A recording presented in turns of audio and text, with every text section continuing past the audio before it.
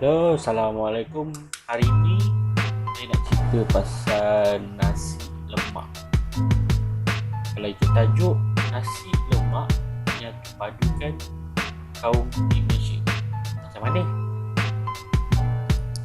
Tiga bahagian dalam video ni. Yang pertama adalah sejarah nasi lemak. Yang kedua adalah khasiat-khasiat yang kita boleh dapat dalam nasi lemak itu sendiri. Dan yang ketiga adalah bagaimana nasi lemak ini boleh menyatu padukan pelbagai etnik di dalam Malaysia ini. Nasi lemak ni merupakan makanan ruji rakyat Malaysia. Ini antara makanan paling lazim di Malaysia untuk semua orang makan. Dia dimakan pada waktu pagi pada zaman dahulu. Tapi waktu sekarang ni dia telah dikomersialkan dan ramai orang makan nasi lemak bukan sahaja pada waktu pagi tapi pada waktu petang dan juga malam. Pada zaman dahulu nasi lemak ni bukanlah suatu makanan yang asing bagi rakyat tanah Melayu. Pada zaman dahulu nasi lemak ini digunakan untuk menambah tenaga. Pada mulanya mereka menggunakan nasi lemak ini sebagai makanan untuk menambah tenaga.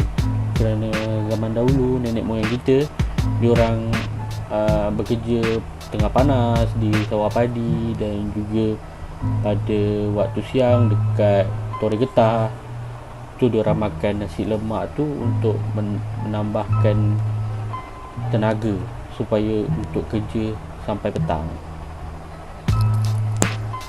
Okey, nasi lemak ini dia mengandungi, dia waktu nak masak tu nasi lemak tu dia gunakan santan sekali dengan air untuk kita tanak dia, dan lepas tu kita tambah dengan daun pandan supaya nasi lemak tu bau aroma. Tu macam kalau kita masak nasi lemak, kita daripada jauh kita dah bau, wah ni nasi lemak, sebab ada daun pandan tu yang membuatkan aroma dia sedapnya. Nasi lemak ni kita senang temu pada waktu pagi dan juga pada waktu malam. Pada waktu pagi nasi lemak paling biasalah kita jumpa dekat tepi jalan, makcik-makcik yang jual. Dia bukan sekadar jual nasi lemak, ada bihun goreng, ada nasi goreng, ada kuih tiaw goreng. Tapi kalau dekat kedai tu mesti confirm sudah pasti ada nasi lemak. Kalau tak ada nasi lemak, mesti itu bukan gerai tepi jalan. Kalau kedai tepi jalan, mesti ada nasi lemak. Tu je. Okey, untuk mendefinisikan maksud nasi lemak ni, nasi kita tahu itu memang nasi sendiri ataupun beras yang dia telah dimasak. Kalau nasi lemak ni adalah bermaksud istilah daripada bahasa Minangkabau atau yang dikenali sebagai lamak, ataupun kalau kita sekarang panggil lemak. Dia lamak tu bermaksud sesebuah makanan yang rasa santan yang berminyak dan rasa sedap bila makan. Itulah dia bermaksud maksud lamak. Nasi lemak ni sangat popular pada zaman dulu dan zaman sekarang, dan ia telah meluas ke serata dunia.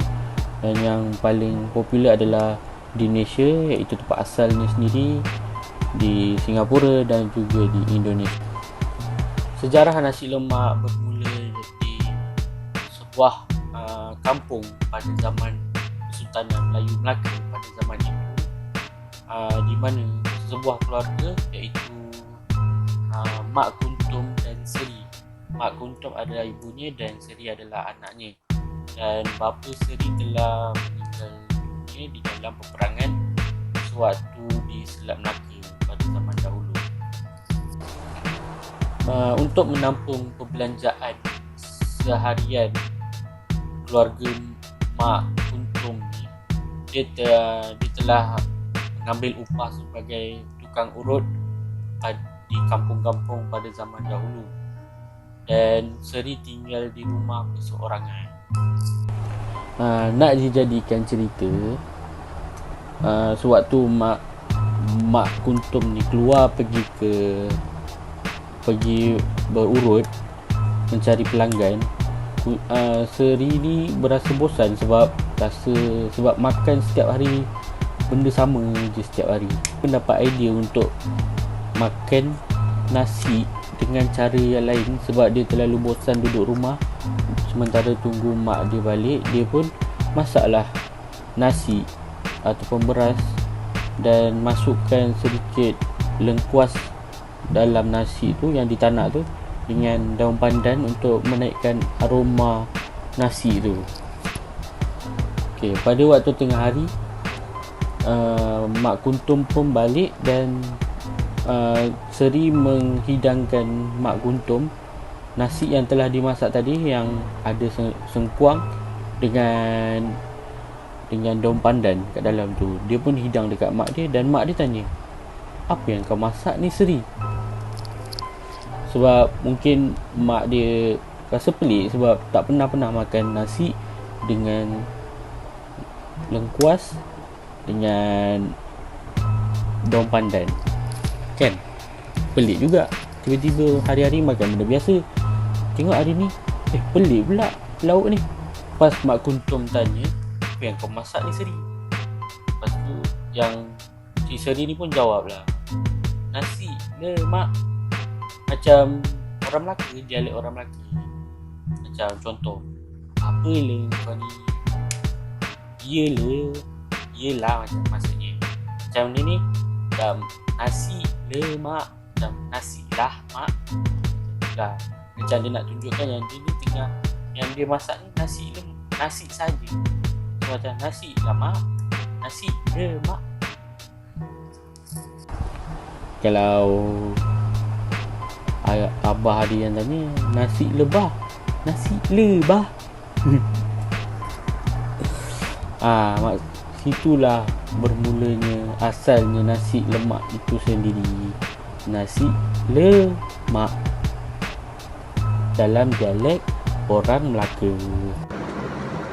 Okey, kenapa nasi lemak menjadi makanan sihat dan sesuai untuk semua sehingga diiktiraf antara 10 makanan sihat oleh majalah antarabangsa baru-baru ini?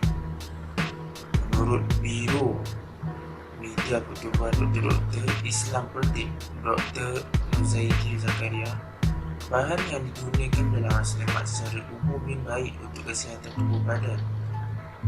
Katanya, nasi yang kita ketahui mempunyai glycemic index GI yang tinggi, namun kadarnya boleh diturunkan apabila dicampur bersama santan. Katanya, santan pula merupakan asid lemak yang dipanggil asid laurik, iaitu lemak yang sama jenis dengan susu ibu dan dapat membantu perkembangan otak dan juga menguatkan tulang. Lemak dalam santan terdiri daripada asid lemak rangkaian sederhana MCFA. MCFA adalah asid lemak paling penting dalam membina dan mengekalkan sistem imun tubuh sama seperti lemak dan susu ibu. Selain itu, santan juga merupakan sumber nutrisi yang sangat baik bagi mereka yang sedang menjalani proses penurunan berat badan. Selain itu, Dr. Zaidi juga menjelaskan sambal yang terdapat di dalam lemak yang dibuat dengan ciri apa baik untuk menjadi ejen penghalang kanser kerana ia mempunyai antioksidan yang tinggi serta mampu mengaktifkan denyut jantung dan merangsang peredaran darah dalam badan serta mengeluarkan gas daripada sistem pencernaan kita. Sementara itu, kacang tanah pula mengandungi protein yang tinggi, zat besi, vitamin E dan kalsium, vitamin B kompleks dan fosforus. Kandungan protein dalam kacang tanah adalah jauh lebih tinggi dari daging, telur dan kacang soya. Kacang tanah juga mengandungi asid amino yang tinggi. Minyak dari kacang tanah juga adalah sumber terbaik pencuci perut. Sementara itu, ikan bilis juga merupakan sumber kalsium, kalium dan silium amat diperlukan pada. Beliau juga berkata kebanyakan orang menganggap makan telur menyebabkan meningkatkan kolesterol, tetapi sebenarnya kolin dan phosphatidylcholine dalam telur kuning boleh membantu mengelak logam kolesterol dan lemak dalam hati serta pembuluh darah. Kolin mampu membentuk metabolit yang juga dipanggil peptin dan berfungsi mengurangkan homeostasis, iaitu salah satu faktor penyebab serangan jantung. Beliau berkata, Timur yang dihidangkan dengan nasi lemak juga membantu untuk menyedapkan badan. Malah ketika cukup cuaca panas, seorang itu amat manfaat membantu menegangkan mata yang tertekan akibat panas terik. Potasium kita dapat dalam timun menjadikannya sangat berguna untuk membantu mengurangkan masalah tekanan darah rendah. Timun juga mengandungi enzim iaitu enzim yang mampu membantu menghadapkan protein. Sehubungan itu, Dr. Nuzaidi juga berkata rakyat negara ini perlu mengasyurkan kepada orang ramai baiknya nasi lemak terutamanya kepada mereka yang ingin mengamalkan diet yang seimbang dan sihat. Beliau juga menyarankan rakyat negara ini supaya menjadikan nasi lemak sebagai santapan harian bersama keluarga dan rutin sarapan harian yang sihat. Sekian dari saya, amalkan hidup gaya sihat.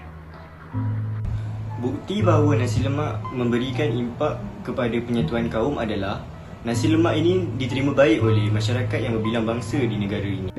Hal ini membuatkan mereka boleh menikmati hidangan nasi lemak di bawah bumbung yang sama, malah ada yang semeja. Kalau tak percaya, boleh pergi tengok dekat kedai nasi lemak dan kopi O di Hospital USM, Kubang Kedian. Dekat situ tak kira lah bangsa apa pun, tua ke, muda ke, lelaki, perempuan, semua pergi makan kat situ. Mungkin kita nampak macam, alah normal lah kedai makan kan, mestilah ramai orang. Tapi kalau kita tengok betul-betul, kita kaji balik, kita akan nampak interaksi antara masyarakat yang berbilang kaum terjadi di situ. Contoh macam di antara makcik penjual nasi lemak dan juga pelanggan yang berbangsa Cina. Disebabkan perniagaan tersebut, hubungan di antara dua kaum itu baik. Mungkin ia tidak secara keseluruhan, tapi ada nilai di situ. Sebab kalau kita nak cakap pasal keseluruhan, agama Islam yang menyeluruh itu pun sendiri mendapat tentangan daripada masyarakat. Secara amnya, nasi lemak ini bukanlah hanya identiti orang Melayu, malah ia menjadi identiti negara Malaysia itu tersendiri. Macam contoh, kalau orang luar negara terdengar ataupun terfikir pasal nasi lemak, mereka akan fikir, oh tu dekat Malaysia kan. So, bukan hanya orang Melayu, Malaysia itu termasuklah semua bangsa yang ada di sini.